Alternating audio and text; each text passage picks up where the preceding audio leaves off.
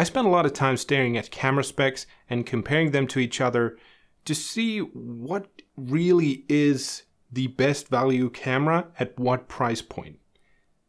And I also want to know what my next camera purchase should be. And probably one of the biggest comparisons ever since the release of the Canon R50 is whether you should go for that or the Sony ZV-E10. So let's compare them and see how they stack up.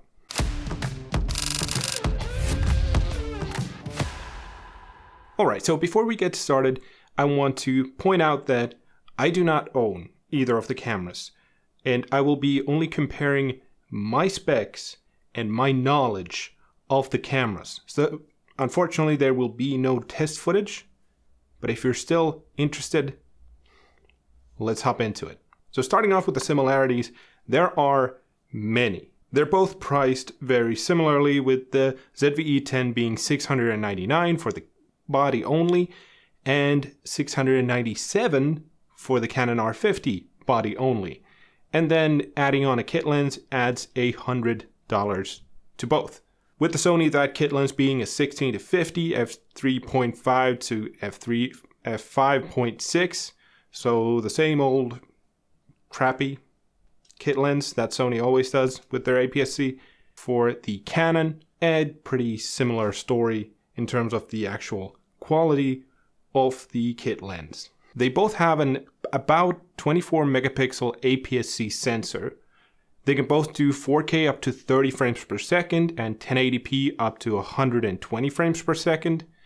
They both have an ISO range of about 100 to 32,000, with the Canon there being some limitations in their video recording. Both have a fully articulating LCD screen, both have similar shutter speeds, both also have a single SD card slot, and they both have a port to connect an external microphone. Neither of the cameras have any sort of in-body stabilization, and they both have electronic stabilization, which crops in. Though the ZV-E10 does have one leg up in this part. I'll get into that later. So there are a lot of similarities, but what are the differences between these two cameras then? The single biggest difference between these two cameras being that the Canon R50 has an electronic viewfinder and the ZV-E10 does not. No viewfinder present. But on top of that, even though they are both APS-C cameras, they are different size sensors. So with the Canon APS-C lineup, you have a crop ratio of 1.6, while with Sony, you have a crop ratio of 1.5. So if you have a 50mm lens and you have it on the Sony body, that is going to be a 75mm full frame equivalent. And on the Canon, it's going to be an 80mm full frame equivalent. With that in mind though, since the Canon doesn't crop in any of the video modes, and the ZV-E10 does apply a 10% crop in 30 FPS, that actually puts the Sony at 1.65 in 30 FPS. So it's even a little bit more cropped in than the Canon normally is at that point. It pretty much, to some extent, negates itself. For photographers, the R50 also has focus bracketing, which is a big deal if you're taking landscape shots or if you're taking like really sharp product shots. Focus bracketing is a nice feature to have, and unfortunately, the Sony has none of that. And while the R50 has more focus points at its 651 compared to the ZV-E10's 425, they both have really good autofocus, so that's the difference is quite small in actual usage. Now, while both cameras do have that fully articulating LCD screen, the screen on the ZV-E10 is 921,000 dots, and the Canon is 1.62 million dots. So it at almost double the detail. The Canon R50's display is much better looking and can be used much more accurately, for example, seeing where your focus is. And while both cameras can record 4K downsample from 6K, the R50 can record that 4K in 10-bit HDR PQ, while the ZV-E10's 4K is at best 8-bit. But the Sony does offer you log recording, which in 8-bit recording still does give you that leeway in color grading and does give you the opportunity to make your image more, better, basically, and gives you the chance to apply LUTs. The Canon R50 with its 10-bit recording does not give you the option to record in C-Log, which is just, in my opinion, a huge missed opportunity. And as proof of, the recording in S-Log while recording an 8-bit video, that's actually what I do on my A6400, so I wouldn't give it up.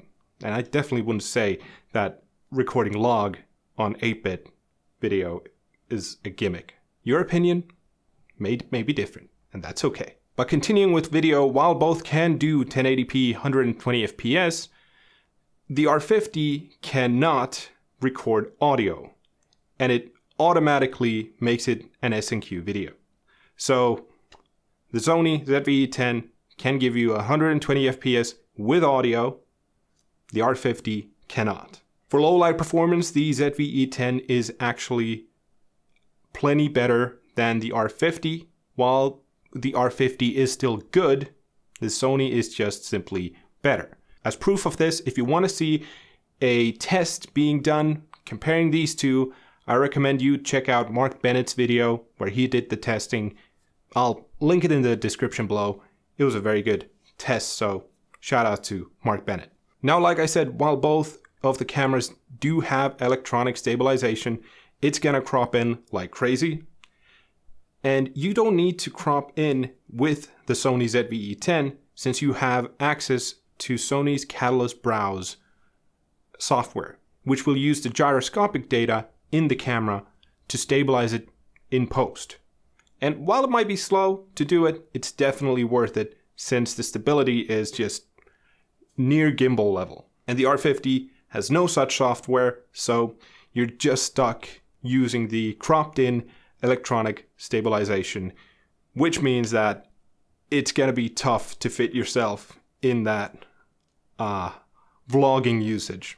And speaking of vlogging, both of the cameras have terrible rolling shutter, so it's not that great. Neither is that great for that, except that Catalyst Browse software will actually compensate a lot for the Sony's bad rolling shutter, so you can get it looking good still. So definitely if you're going vlogging, the ZV-E10 is your better option. On top of that, the R50 has its recording times limited to 1 hour, while the ZV-E10 is unlimited. So if you're doing long interviews or you're recording your podcast or something like that, then you definitely want to go for the ZV-E10, or you need to remember to restart the recording every 60 minutes. On that topic, for battery life, the ZV-E10 has it around 90 minutes, while the R50 has around 75 minutes. Not my testing, but that's what the data says. So you can get a bit better battery life on the ZV-E10. Also, while both cameras do have a USB-C port for streaming or transferring data, the USB-C port on the R50 is a Type 2.0, USB Type 2, and on the ZV-E10 it is a USB-C Type 3.2 Gen 1. So if you're using that connection to move the files, the ZV-E10 is going to be much faster, provided you have a computer that supports USB Type-C 3.2. But I assume most are going to be moving it via the SD card anyway, so it's really not that big of a deal. Speaking of ports, the ZV-E10 has a headphone port while the R50 does not. So if you want to record something like an interview and you want to keep an eye on those audio levels and you want to hear how it sounds in real time, you can do that on the ZV-E10, but you cannot do that on the R50. Now, in terms of the body itself, the ZV-E10 does have two scrolls, meaning that you have the dial wheel up top and the hybrid arrow/wheel thing that Sony does at the back of the phone, at the back of the camera. So both of those can be used for adjusting, for example, aperture and shutter speed. The R50, on the other hand, only has one wheel at the top, so it is a bit more limiting. But in terms of controls, the R50's screen, touchscreen, does support the adjustment of settings using that touchscreen, while the ZV-E10's touchscreen is only for touch focus or shutter. Depending on how you want to handle your camera, there's a point for one side. Now the body size of the cameras is different, so the Sony ZV-E10 is smaller, coming in at 11.4 times 6.4 times 4.5. Compared that to the R50's 11.6 times 8.6 times 6.9. And that's centimeters, not inches. But that compactness does come with a cost though, since the R50 has a bigger body, it has a better grip, and therefore is much more ergonomic than the really quite clunky grip of the ZV-E10. And finally, a large difference that you definitely want to think about is in terms of lens selection.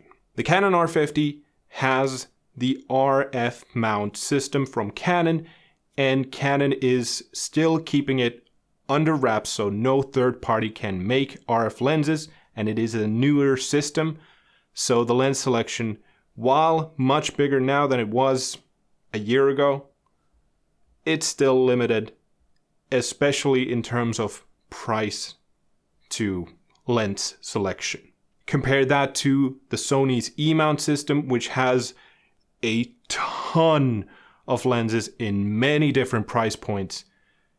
There is a huge difference in trying to find a good lens for the R50 and trying to find a good lens for cheap for the ZV-E10. For example, if you are a streamer or a content creator looking for your first camera, the Sony ZV-E10 at $700 for the body only, combined with the Sigma 16mm f1.4, for example, will get you a tremendous setup for just $1,100. However, if you go for the R50, you're paying essentially $700 for the body, and for the lens, well, you just don't have anything similar. The closest you can get is the 16mm f2.8, and while that is a relatively fast aperture, it's still not a 1.4 like the Sigma is. So you're not really getting the same sort of result. And of course, while in this category it's quite a small difference, that 16mm is 1.5 times on the Sony and 1.6 times on the Canon, so you are getting a more cropped in view. Sure, you can get the same lens for the Canon R50 using an RF to EF lens mount adapter and then getting EFS lenses on it, for example, the same Sigma lens.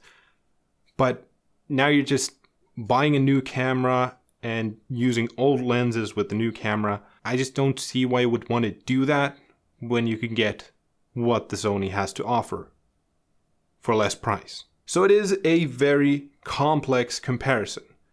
And while there aren't really great overall recommendations, I would say most people are going to be happy with either one of the cameras.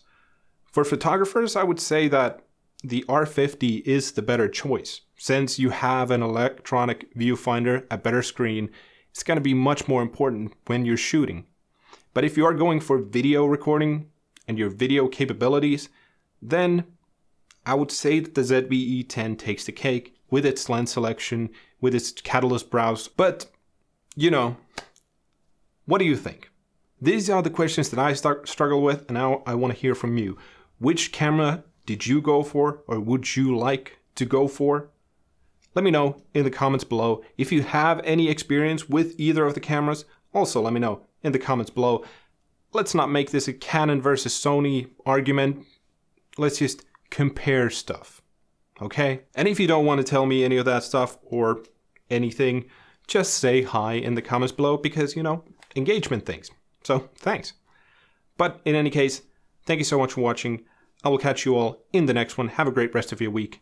Bye. Bye.